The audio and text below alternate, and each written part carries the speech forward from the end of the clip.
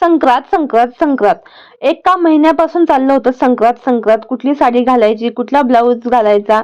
पण ऐनवेळी बघा, संक्रांती दिवशी जी कपाटातील होती जुनी पाणी म्हणजे आधी घातलेली साडी तीच मी घातली साडी आणि ज्वेलरी देखील तीच घातली. कोणाकोणाच्या बाबतीत असं झालं ते देखील मला सांगायला विसरू नका. आपण ठरवतो पण ठरवलेली गोष्ट कधीच साध्य होत नाही, असं तरी माझ्या बाबतीत खूप वेळा झालेलं आहे.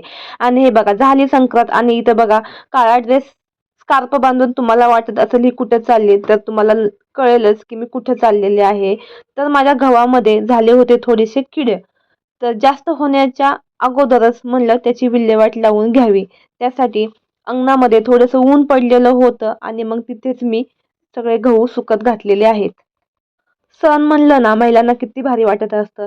त्या निमित्ताने तिला थोडंसं बाहेर देखील फिरायला भेटत असतं. मेहंदी काढणं, कुठे बांगड्या नवीन नवीन घेणं याच्यामध्ये ना खूपच महिलांना इंटरेस्ट असतो. तर असो. तर इकडे धान्य सुकायला घातलं आणि संक्रांती दिवशी एवढा दिवसभर कंटाळा आलेला होता ना, म्हटलं आता दुपारी चांगली झोप काढावी.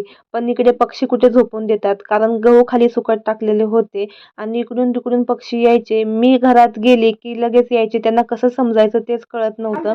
हे बघा, समोरच्या बिल्डिंगमध्ये कशी वरती पक्षी जाऊन बसलेले आहेत कबुतर.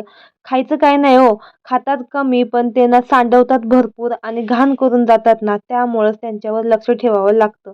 संध्याकाळी जेवणामध्ये आम्ही तिघच होतो, त्यामुळं मग मी साधी सरळ सोपी अशी अंड्याची बुर्जी केली होती आणि गरमागरम बाजरीच्या भाकरी.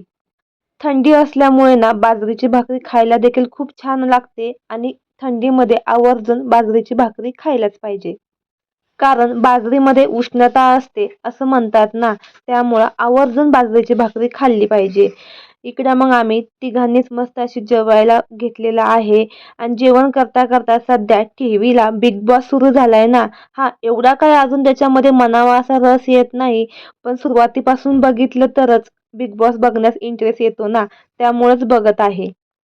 हल्लीची मुलं ना खूपच करामती आहेत. आपल्या वेळेस असं काय नव्हतं, टीव्ही नव्हता, मोबाईल नव्हता. त्यामुळे फक्त आपले साधे सरळ सोपे भांडी-कुंडी असेच खेळ खेळले जायचे. तर माझ्या मुलांनी बघा iPhone 17 Pro Max बनवलाय म्हणे. पूर्ण एक दिवस त्याने हा मोबाईल बनवण्यासाठी घालवला आहे. तर कसा वाटला तुम्हाला नक्की कमेंट बॉक्समध्ये सांगा.